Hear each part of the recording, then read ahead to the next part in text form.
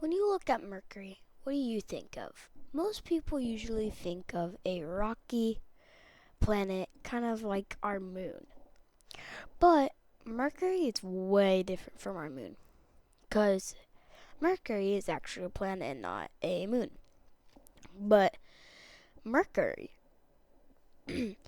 is very far away from us, and it has an elliptical orbit, so that means it has a closest point from us and a farthest point from us.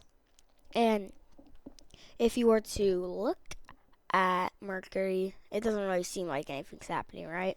But Mercury is very far away. On its closest, it's 43 million miles away. But on its farthest, it's 137 million miles away.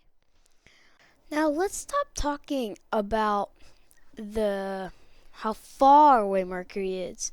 But now let's talk how big Mercury is. Mercury is pretty small. It's only 3,032.95 miles in diameter. That's very small. Like, very small. Okay, now you know the size, but do you know the temperature? It can get as cold as negative 297 degrees Fahrenheit. And in the day, it can get as hot as 801 degrees Fahrenheit. That is very, very hot. I think hot enough to melt lead. So I would not recommend going to Mercury.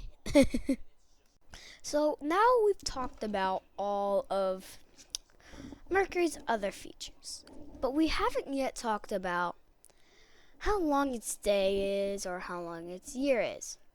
So I'm going to talk about that. Mercury has a very strange year and day. Its year is only 88 days because it's super close to the sun. But its day is 176 days.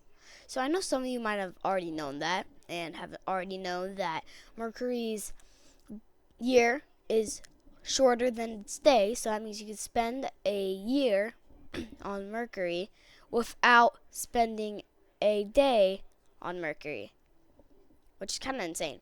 Well, that wraps up for today's videos. Thanks for watching and stay tuned for next time. Whoosh.